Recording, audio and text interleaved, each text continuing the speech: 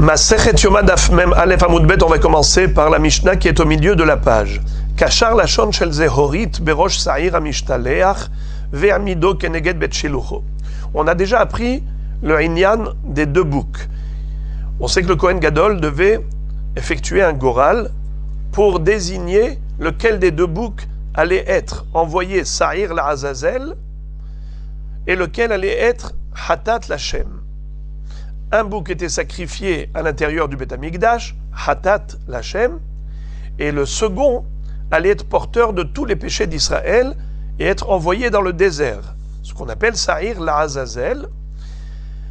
L'accompagnateur allait l'amener jusqu'au bord du précipice et l'éjecter du haut de la falaise. Ce bouc-là, qu'on appelle le bouc émissaire, était le facteur déclenchant du pardon de toutes les fautes d'Israël. Au moment où il allait être lancé, jeté dans le précipice, à ce moment-là, toutes les fautes d'Israël allaient être complètement pardonnées, expiées, absoutes. Alors maintenant, Kachar lashon shel zehorit, berosh sa'ir amishtalech. Cette Mishnah nous enseigne qu'il y avait le devoir pour le Kohen Gadol d'attacher une langue de Zéhorit. Une langue, ça veut dire de la laine qui était longue et teinte en rouge, rouge écarlate, mais elle s'appelait lachon, la langue, car la langue est longue. Donc cette forme-là de laine rouge en forme de lachon, on va l'appeler toujours lachon shel Zéhorit.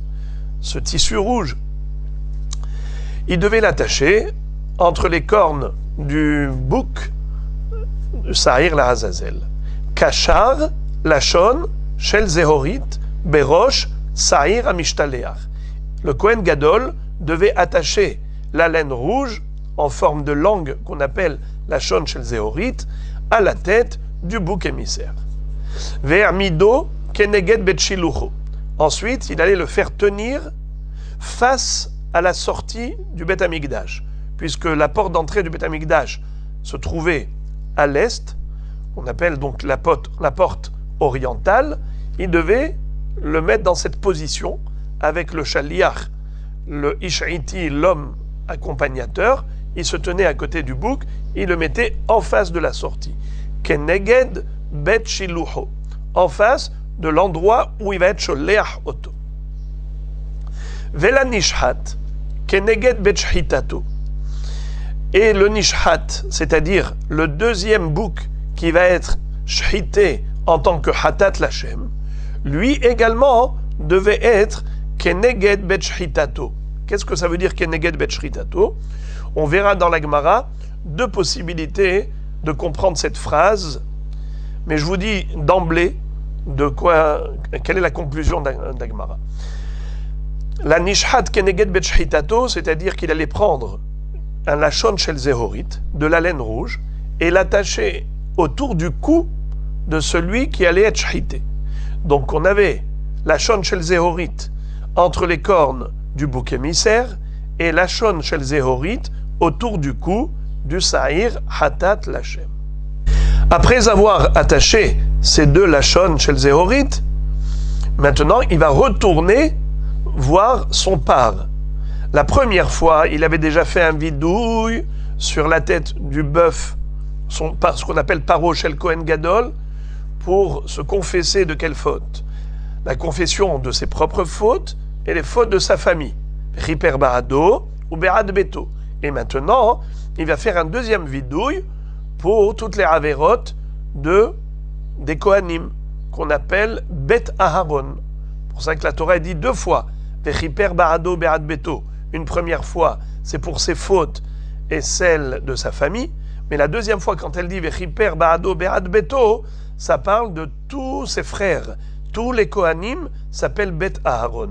Donc le Kohen Gadol allait revenir à nouveau en direction de son par pour un deuxième vidouille. Balo etzel paro, shenia, une deuxième fois. Vesomer sheteyadav alav, vehitvada. Et il appose ses deux mains sur sa tête et il fait vidouille. Vekach haya omer. voici ce qu'il disait. Ana Hashem, de grâce Hashem. Hatati, aviti, ou pashati lefanecha, ani ou beti. J'ai fauté, j'ai commis des péchés. Pashati, je me suis rebellé contre toi. Moi et ma famille, et aussi Bene Aharon Am Kedoshecha. Et tous les enfants de Aaron qui forment ton peuple saint. Anna Hashem, de grâce Hashem. Kaperna, pardonne s'il te plaît. La Avonot, aux fautes, Vela Pesharim et aux rébellions, Vela Hataim et aux erreurs, chez Aviti, dont j'ai fauté, chez Pashati, et dont je me suis rebellé, chez Hatati, et que j'ai commis comme péché, les Fanecha devant toi, Ani ou Beti ou Bne Aaron Am Kedoshecha, moi, ma famille et les fils de Aaron qui forment ton peuple saint. Kakatouv Betorat Moshe Avdecha, comme il est écrit dans ta Torah, celle que tu nous as transmise par le biais de Moshe, ton serviteur. Ki bayom azeh, car en ce jour-là, Yechaper alechem, letaher etrem, mikol hatotechem. Akadosh Baruch Hu vous pardonnera pour vous purifier de toutes vos fautes. Lifnei Hashem titharu, devant Hashem vous serez purs, vous purifierez. Vem onim aharav, et toute l'assemblée qui a entendu cette prière du Kohen Gadol qui était prononcée avec le nom divin, le tétragramme qui était explicitement lu, puisque il y a deux façons de lire le nom d'Hachem, soit comme on le dit nous, Baruchata Adon, Adonut, soit tel que c'est écrit, Yud-Ke Vav-Ke. Puisqu'ils ont entendu le Shem HaMeforash, Hem Onim Aharav Baruch Shem Kevod Malchuto Le'olam Vaed. Béni soit le nom majestueux de son royaume pour l'éternité. Béni soit le nom qui évoque sa gloire, la gloire de sa royauté à jamais. Le'olam Vaed. Gemara. La Gemara maintenant va se focaliser sur cette phrase, comme je vous ai dit, qui était opaque. On ne comprenait pas réellement ce que la Mishnah voulait dire quand elle a dit que d'abord, il allait attacher le tissu rouge autour des cornes du bouc émissaire et ensuite le faire tenir face à la porte de sortie du Beth Amikdash.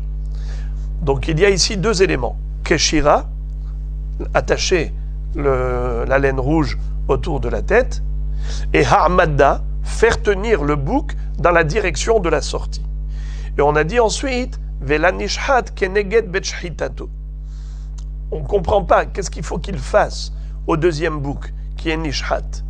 Est-ce qu'il faut qu'il lui attache un tissu rouge, ou bien est-ce qu'il faut qu'il le fasse tenir face à l'endroit où il aura la shrita, où il va subir la shrita?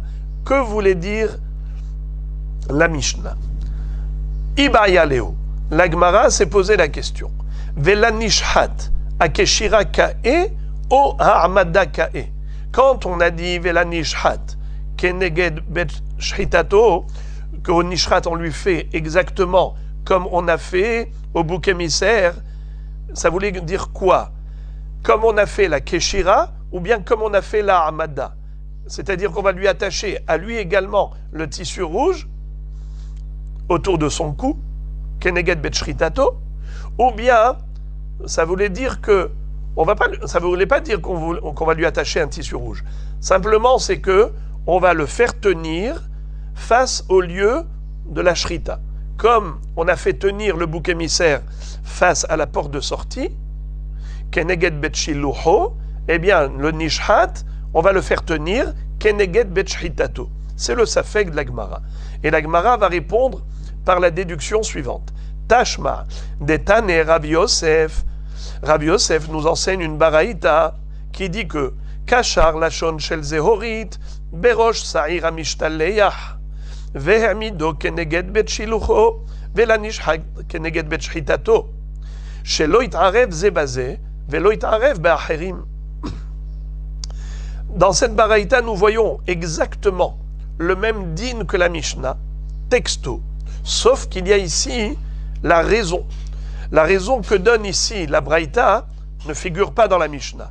C'est qu'on nous dit que pourquoi Onishhat, il va le mettre Keneged Betchritato, chez Loït Arev Zebazé, pour pas que ce bouc ne se mélange à l'autre, qu'il y ait une confusion entre le Sahir la Azazel et le Sahir la Shem. Également, Veloït Arev Baherim, pour pas qu'il y ait un mélange et une confusion entre ce bouc et d'autres boucs. Parce que vous savez qu'il y avait dans le Beth Amikdash également encore un autre bouc, c'est le Sahir de Moussafin. Il y avait le Sahir la Azazel, Sahir Hatat Lachem et Sahir du Korban Moussaf. Alors, qu'est-ce qu'on gagnait grâce à ce qu'on appelle l'Anishhat Keneged Betchhitato? On allait gagner qu'il n'y ait pas de confusion, une double confusion. La première, pour ne pas confondre entre le Sahir la Azazel et le Sahir Hatat Lachem. Et deuxièmement, ce qu'on allait gagner avec ça, c'est que on n'allait pas confondre entre le Sahir Hatat Lachem et le Sahir du Moussaf. Shelo Itarev Be'acherim. Alors la Gemara fait l'analyse suivante et elle dit I amart bishlama akeshira ka'e shapir ela I amart a'amada ka'e nehi de behavre lo mi'arav de hay katirbe ve hay lo katirbe be'acharine mihat mi'arav ela lav shmamina akshira ka'e shmamina. Je vais d'abord dire succinctement et après on va relire pour traduire le texte dans les mots. Quel était le doute? Quel était le safek de la Gemara? C'était de savoir que voulait dire la Mishnah quand elle a dit que de la même façon que le Sahir la Azazel, il allait subir un certain traitement, lequel?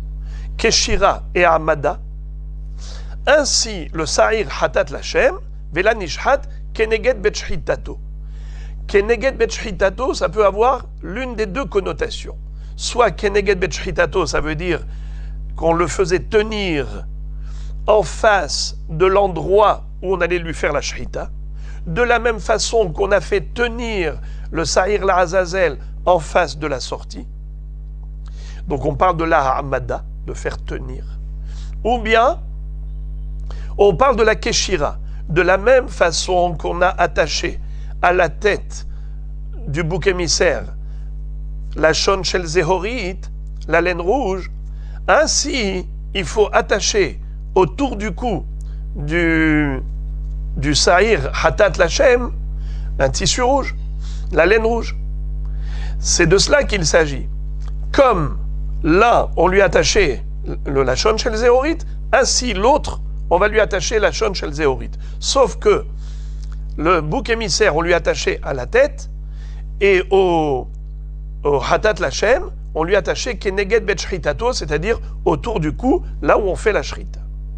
C'est comme ça que nous avions un doute. Maintenant, Rav Yosef, la Gemara déduit de la Braïta de Rav Yosef, qui dit clairement que la raison pour laquelle on lui faisait ce traitement, c'était pour ne pas confondre entre lui et l'autre bouc, et le bouc émissaire, entre lui et l'autre bouc, qui est Moussaf, le Sahir de Moussaf. Alors la Gemara dit, si tu me dis que tu lui attachais un tissu rouge autour du cou, alors j'ai gagné deux choses. Premièrement, c'est que je ne vais pas le confondre avec le Sahir la Azazel, et je ne vais pas le confondre avec le Sahir de Moussaf, car le Sahir de Moussaf n'a pas de tissu rouge.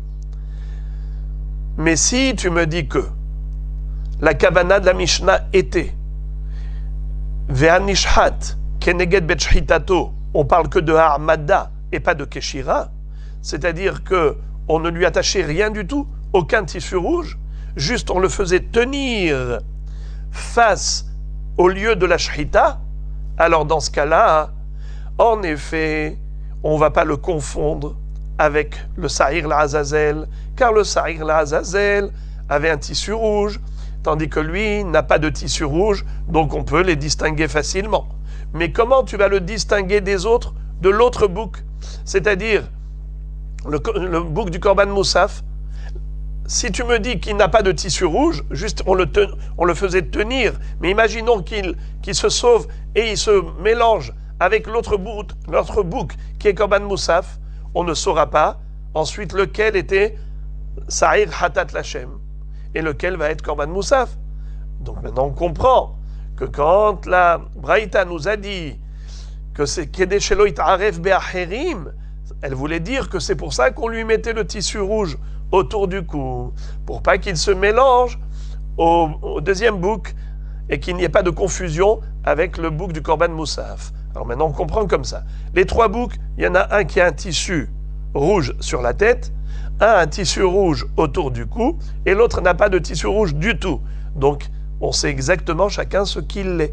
Voilà comment on comprend. Shelo It'arev Be'acher, Shelo It'arevu Zebazé, Velo It'arev Be'acherim. Alors maintenant, on va relire ça dans les mots. Iyamart bishlama keshiraka e shapir. Si tu me dis que la similitude qu'on a fait entre le Sa'ir Hatat Lachem et le Sa'ir La Azazel, c'était par rapport à la Keshira du Lachon Shel Zehorit, Shapir, j'ai bien compris la raison qu'a donnée la Braïta. Et la Yamarta Amada Kae, mais si la similitude entre les deux boucs, c'est juste par rapport à la tenue, il y en a un qui se tient face à la porte de la sortie et l'autre il se tient face au lieu de Shrita, mais on ne lui mettait pas de tissu rouge du tout, alors Nehi de Behavre, la Mi'arav de Haïkatirbe Vehaïlokatirbe. Certes, il n'y a pas de risque de confusion entre les deux boucs, le bouc émissaire, le bouc Hatat Lachem. Pourquoi? Des Haïkatirbe Vehaïlokatirbe. Car il y en a un auquel on a attaché le tissu rouge sur sa tête et l'autre n'a pas de tissu rouge, donc ils sont facilement distinguables. Mais Be'aharine Mihat Mi'arav, mais il peut tout de même se mélanger à l'autre Sa'ir, le bouc du Korban Moussaf, puisque les deux n'ont aucun signe distinctif. Alors comment tu vas faire pour les distinguer? Et la lav shmamina akshira kae shmamina. Donc forcément, quand la Braïta a dit qu'on lui mettait le tissu rouge, la Braïta a dit on le met keneged betshhitato, vela nishhat keneged betshhitato, shelo it'arev zebazé, velo it'arev be'acherim. Donc forcément, elle parlait de la keshira du tissu rouge et non pas de la hamada. Car grâce au tissu rouge autour du cou, on a maintenant un signe distinctif pour distinguer le Hatat Lachem du Sa'ir La Azazel et du Sa'ir du Moussaf. Entre parenthèses, le mot katir en araméen, ça veut dire kesher en hébreu, faire un nœud. Ça rappelle Ketura. Hagar, quand elle s'est remariée avec Avraham Avinu, Rachid dit qu'elle s'appelait Ketura parce qu'elle a fait un kesher de manière à ne pas s'ouvrir à personne d'autre qu'Avraham Avinu.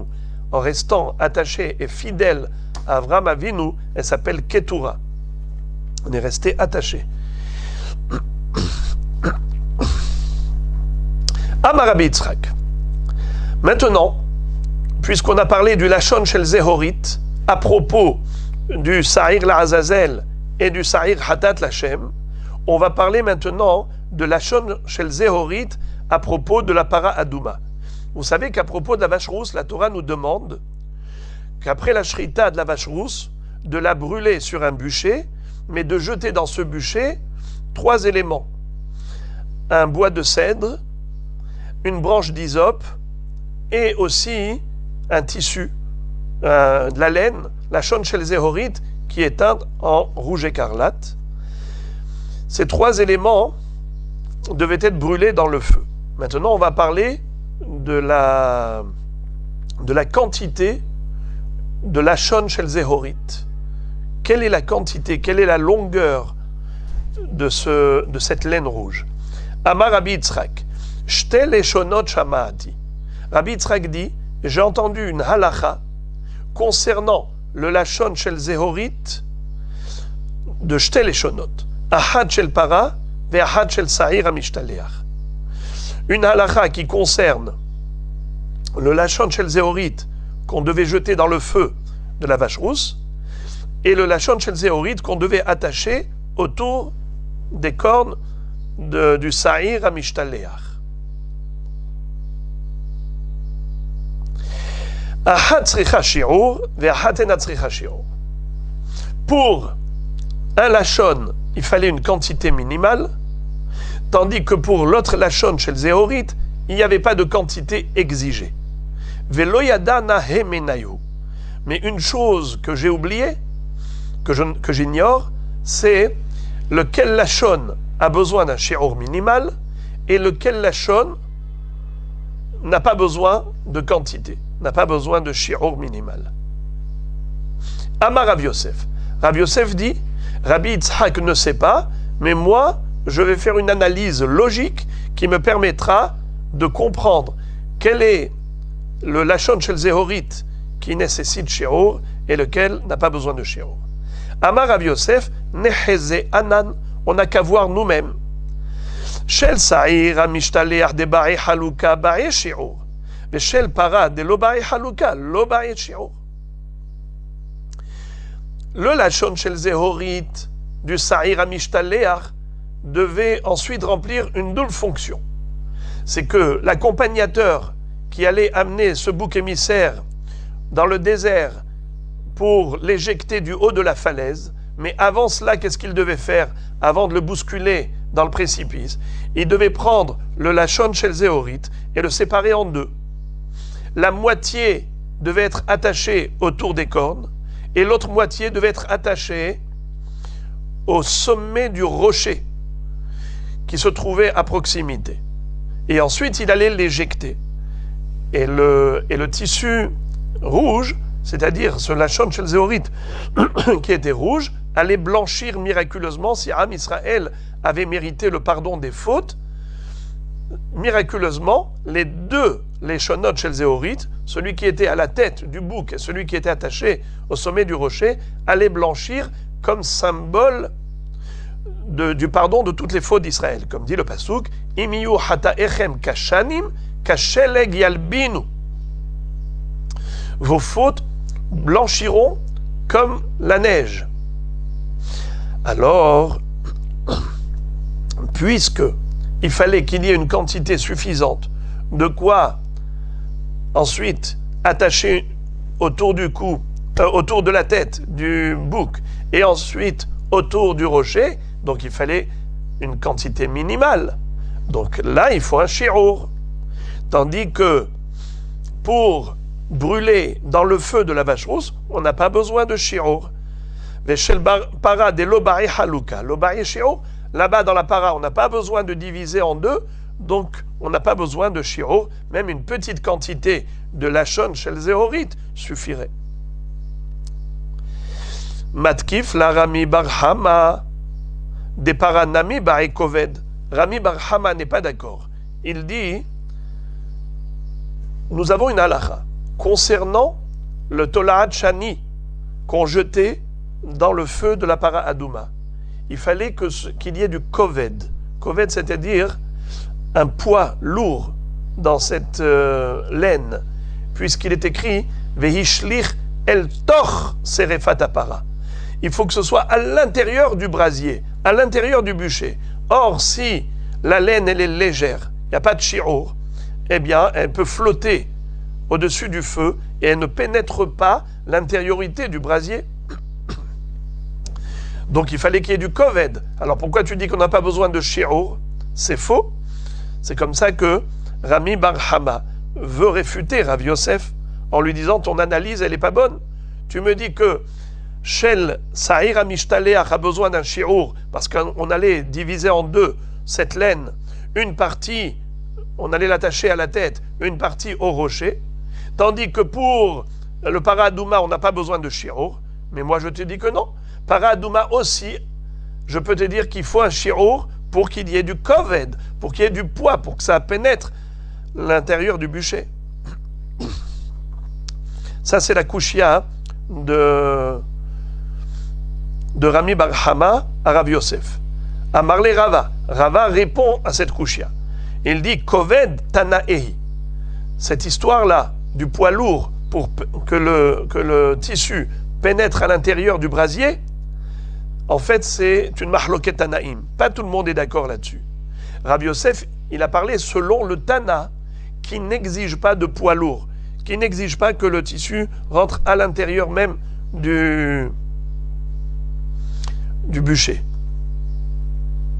Et puisque c'est une mahloket Tanaïm, alors Rabbi Yosef, il a sur qui s'appuyer. Encore une kushia que Abaye va poser. Vedepara lobae haluka et tive Abaye ketzadu ose korchan beshiare lachon. Abaye pose une question à son maître, qui était Rav Yosef. Il lui dit, comment tu me dis que on avait besoin de séparer en deux la laine du bouc émissaire, une partie attachée à sa tête, une partie attachée au rocher. C'est pour cela qu'il faut un shi'ur minimal. Tandis que pour la paradouma, c'est juste pour brûler dans le feu, alors on n'a pas besoin de shi'ur. C'est faux, puisque il fallait également séparer en deux parties la laine de la paradouma pour deux opérations. La première, c'est qu'il fallait évidemment brûler, mais la deuxième, c'est pour attacher les trois éléments. Le bâton de cèdre, la branche d'hysope et le tissu rouge, la langue de laine rouge. Donc les trois éléments, il fallait les attacher. Et avec quoi on allait les attacher? Avec une partie de la laine rouge. Donc là aussi, il fallait qu'il y ait des halouka. Alors pourquoi tu me dis qu'on n'a pas besoin de shi'ur? Le même raisonnement que tu as fait pour la laine du sa'ir amishtal, le même raisonnement existe aussi par rapport à la laine de paradouma. Réponse.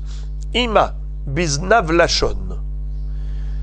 En fait, quand Abaye a posé la question, il s'est appuyé sur une braïta qui dit Korchan beshiare lachon. Ça veut dire quoi? Korchan beshiare lachon. Il doit attraper les trois éléments et les lier avec le reste du lachon shel zehorit. C'est quoi le reste? On a compris qu'il fallait diviser en deux. Nachon? Couper en deux ce lachon shel zehorit. Eh bien, ce n'est pas ça le pérouche. C'est le même lachon qui faisait partie des trois éléments. Eh bien, la queue de ce lachon, zanav lachon, puisqu'on sait que, comme une langue, c'est épais au début, c'est pointu à l'extrémité. La même chose quand on prend de la laine, alors il y a la partie où il y a de la masse, de la densité, et ensuite c'est fin comme un fil. Alors la partie qui est la queue, qui est fine comme un fil, il fallait la ramener pour entourer les trois éléments pour que ça forme une seule entité. C'est ça le inyan de Korchan beshiare lachon, ima bezanav lachon. C'est pas que tu séparais en deux le lachon shel zehorit et donc tu poses une question, tu dis voilà, il faut une grande quantité. Non, c'est le même lachon shel zehorit avec la queue de ce lachon, tu entourais cette queue autour des trois éléments. Très bien. Amar Rab Hanin, Amar Rav, Etz Erez Ushni Tolaat Shekaltatan Shalhevet Keshera. Metive Nitahav Heva Lashon, Mevi Lashon Aher ou Mekadesh. Amar Abaye la Kashia. Kan Bekolahat, Kan Benirpefet. Quel est le din lorsqu'on a jeté dans le feu de la paradouma ces trois éléments? Le cèdre, l'hysope et le tissu. Mais, en fait, ça n'a pas pénétré l'intérieur du brasier. Ça a brûlé déjà en hauteur, c'est-à-dire que ça flottait à la surface du bûcher et ça a brûlé déjà au-dessus. Pas mamash à l'intérieur. Est-ce que c'est kasher, oui ou non? Eh bien, Rav Hanin a dit au nom de Rav que oui, c'est kasher. Je répète, Amar Rav Hanin Amar Rav, Etz Erez, Ushni Tolaat, le bois de cèdre, et le Shni Tolaat, le tissu rouge, chez Kaltatan Shalhevet Keshera, lorsque la flamme a capté, ça suffit. Et Rashi explique, c'est quoi Kaltatan Shalevet? Lo naflu le torsere fatapara. Et la nitav hevu ba'avir. Ça n'a pas encore pénétré l'intériorité du bûcher. Ça a brûlé dans l'air. Tout de même, c'est cachère. La Gemara a posé la question, elle dit, ma pitom, metive, nitav hev al lashon, mevi lashon aher ou mekadesh. Si le tissu a brûlé dans l'air par les flammes du feu, eh bien ce n'est pas bon. Il faut aller chercher encore un autre lachon chez les Zéhorites pour être mekadesh l'apparat. Sinon l'apparat n'est pas sanctifié. Alors comment Rav Hanin a pu dire le contraire? Comment Rav Hanin a pu dire que Etz Erez ou Shni Tolaat chez Kaltatan Shel Hevet Keshera, ma pitom, ça ne peut pas être bon. Ici, les Mefarshim rajoutent Ezov, Etz Erez, Ve Ezov ou Shni Tolaat, puisque c'est la même halakha pour les trois. Alors tu vois bien que c'est écrit clairement que si ça a été brûlé dans l'air, ce n'est pas kasher. Réponse. Amarabaye la kashia. Kan bekolahat, kan benirpefet. Ça dépend de la situation de la flamme. Si la flamme elle est très grande, ça s'appelle kolahat, comme le kelah, comme une tige de plante. Les plantes qui poussent vers le haut. Ainsi la flamme elle monte vers le haut. Si la flamme est montée très haut et elle a brûlé en hauteur le tissu, donc ça fait que ce tissu n'était pas torsere fatapara. C'est pas bon, il faut aller chercher encore un autre. Mais si on parle de nirpefet, c'est une petite flamme qui ne monte pas haut, elle est très proche des braises. Donc même si ça n'a pas pénétré l'intérieur du bûcher, ce n'est pas grave. À partir du moment où c'était proche des braises, proche de la flamme qui est proche des braises, dans ce cas-là, ça s'appelle en effet torsere fatapara, et par conséquent, c'est kasher. Par conséquent, la paradouma est nemekudeshet.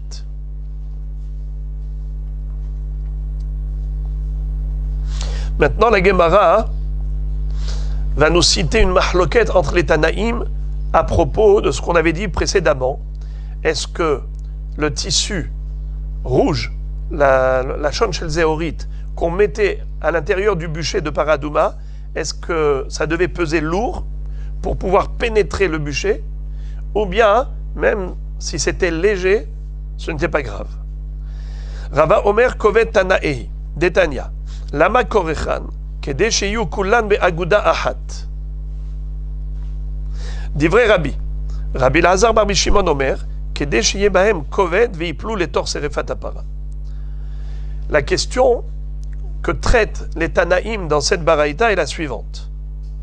Pourquoi est-ce qu'on avait besoin d'attacher les trois éléments avec le tissu? On avait déjà vu qu'il fallait faire korer, c'est-à-dire relier les trois éléments. Le bois de cèdre, la branche d'hysope et le tissu rouge. Mais pourquoi on avait besoin de les attacher? Il y en a un qui dit que c'est pour qu'il y ait du poids, comme on vient de dire, Koved. Il fallait que ça puisse pénétrer l'intériorité du brasier. Donc il faut qu'il y ait du poids.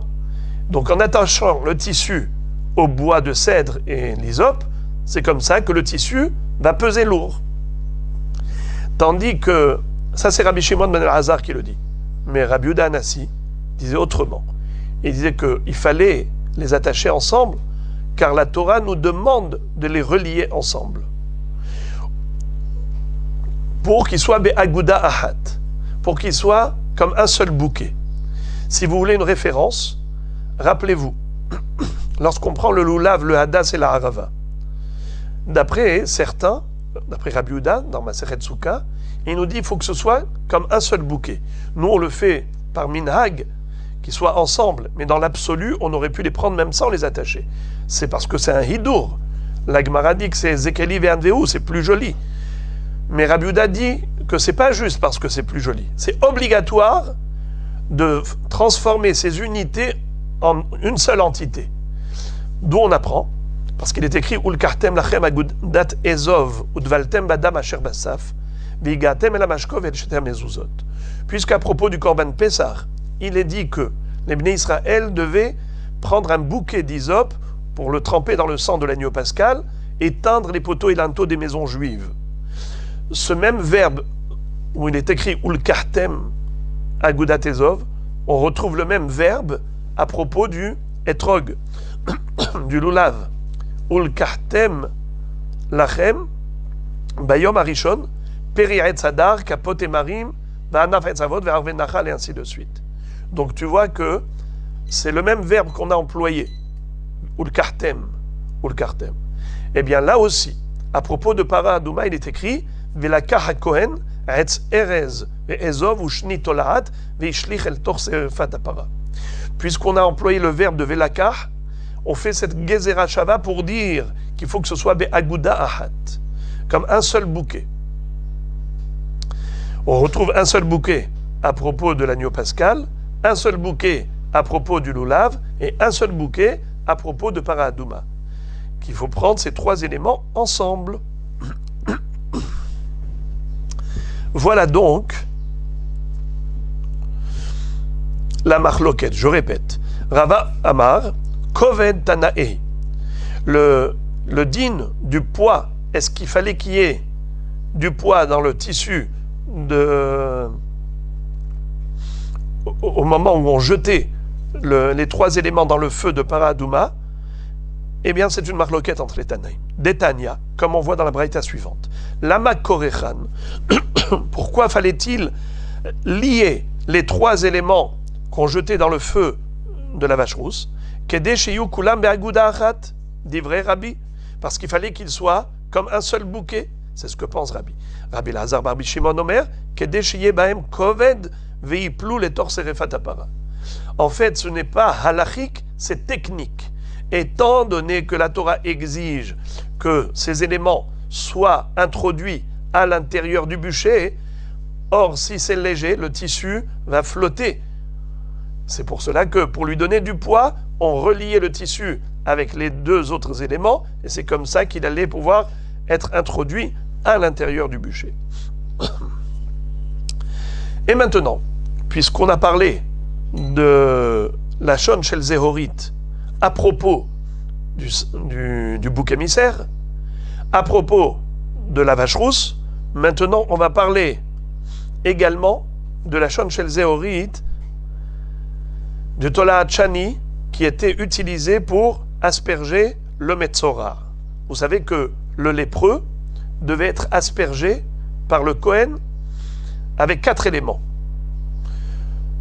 Le bâton de cèdre, la branche d'hysope et le tissu rouge, c'est-à-dire la laine rouge, la Shon Shel Zehorit.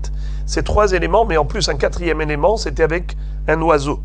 Parce que vous savez que le Metzora devait apporter ces 4 éléments de volaille, et avec le cèdre, l'hysope et le tissu rouge. Pourquoi? Car il est devenu lépreux à cause du Lachon Hara.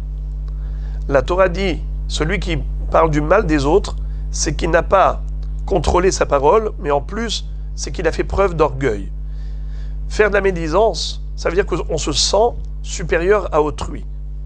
On se permet de critiquer, on se permet de dénigrer. C'est de l'orgueil. Alors quel va être le tikkun, la réparation du lépreux? C'est qu'il apporte ces 4 éléments. 2 oiseaux, dont l'un allait être shahité, et son sang allait être versé dans l'eau contenue dans un kéli.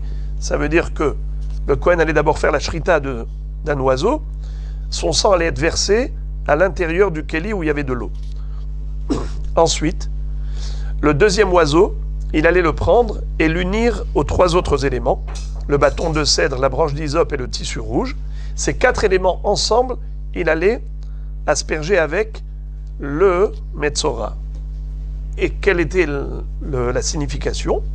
Eh bien, c'est qu'on lui dit, premièrement, c'est que tu n'as pas retenu ta parole négative, exactement comme un oiseau qui n'arrête pas de piailler.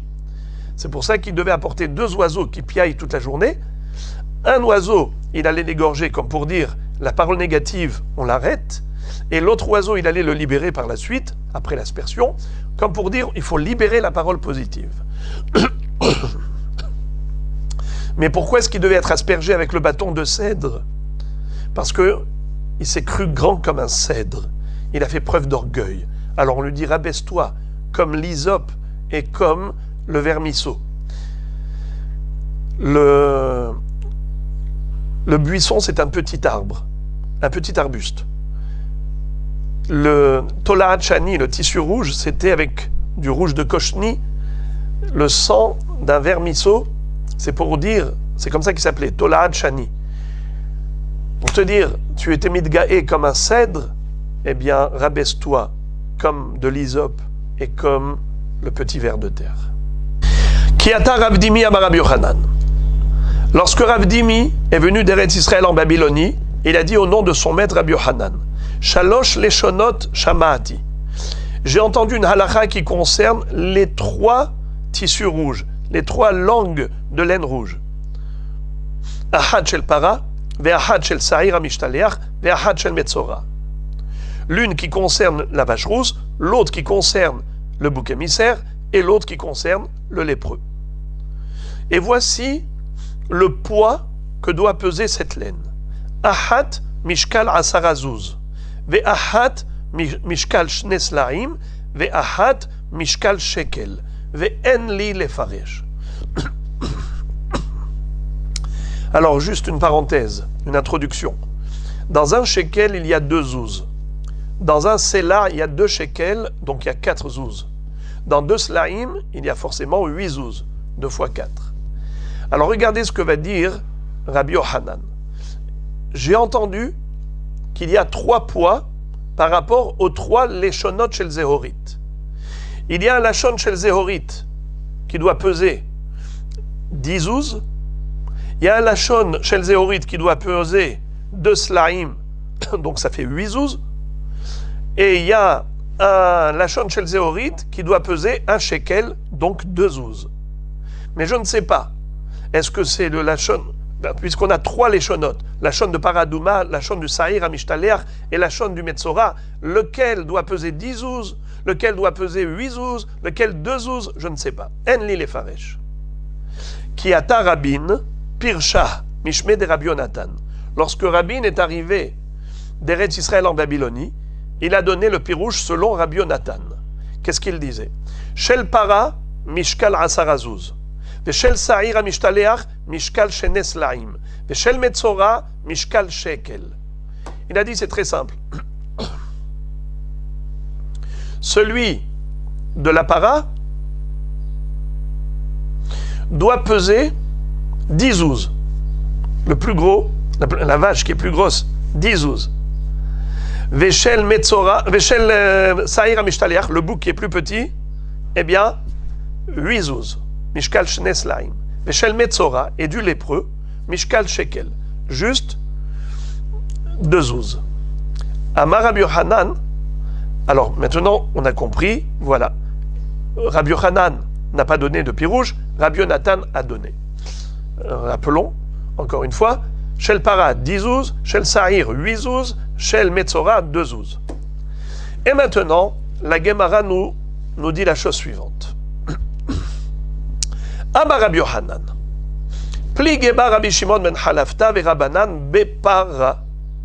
Had amar mishkal asara ve had amar mishkal shekel. Rabbi Yochanan nous cite une mahloket Tanaïm à propos du poids du Tolaat Shani, de la Shon Shel Zehorit, de la Paradouma, de la vache rousse. C'est une mahloket entre Rabanan, entre Hachamim et Rabbi Shimon ben Halafta, mais on ne sait pas qui dit quoi. Déjà, on ne sait pas qui dit quoi. Mais on sait qu'il y a une mahloket où ils sont diamétralement opposés. L'un exige 10 zouz, le poids de 10 zouz, et l'autre n'exige que le poids de 2 zouz. Hadamar mishkal asara, ve hadamar mishkal shekel. Shekel, on a déjà dit, c'est 2 zouz. Ve simanach et hadamar be, ve hadamar ma'it. Et si tu veux te souvenir de quels sont les 2 shiurim, il y a un mnémotechnique très facile, c'est ehadamar be, ve hadamar ma'it. Vous savez que lorsqu'on étudie la Torah, parfois on peut se casser les dents pendant des heures et on a compris très peu. et il y a d'autres qui ont une facilité de compréhension, et en peu de temps, ils arrivent à avancer et à connaître énormément. Alors qui sera plus récompensé? Dans le ciel, on va que d'après la Kavana. Combien tu fournis d'efforts? Et hadamarbe ve hadamamait ou bilvat shechaven libo la shamaim. Que tu as étudié beaucoup ou peu, le principal c'est combien de cœur tu as investi pour fournir les efforts nécessaires.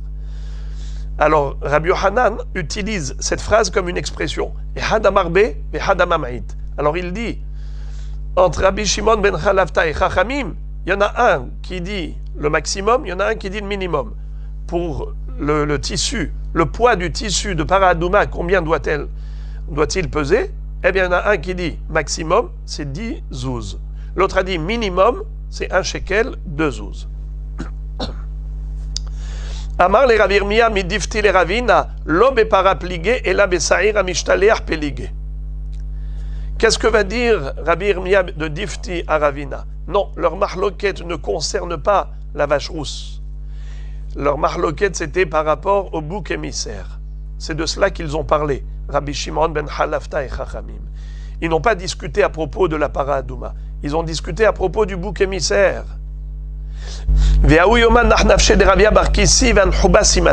Ce jour-là, où Ravia Bar Kissi est décédé, ils se sont servis de cette nouvelle triste comme un mnémotechnique. Comment? Ils ont dit Ravia Bar Kissi mechaper kesaïr amishtaléach. Ravia Bar Kissi, c'est un si grand tzaddik que sa mort, elle entraîne le pardon de toutes les fautes d'Israël, comme le bouc émissaire dont on est en train de parler. Donc voilà comment Rabbi Yirmiyah Midifti a contredit Rabbi Yohanan, puisque Rabbi Yohanan, qu'est-ce qu'il disait? Il disait que la mahloket entre Rabbi Shimon ben Chalafta et Chachamim à propos de 10 zouz ou 2 zouz, ça parlait du Lachon Shel Zéhorit de Para Adouma. Et Rabbi Yirmiyah de Difti a dit à Ravina que pas du tout. La mahloket entre Rabbi Shimon ben Chalafta et Chachamim, elle concerne le Sa'ir Amishtaléach, le bouc émissaire, et pour s'en souvenir, il s'est servi de la mort du tzaddik qui est Mechaperet, les fautes d'Israël, exactement comme le Sa'ir Amishtaléach.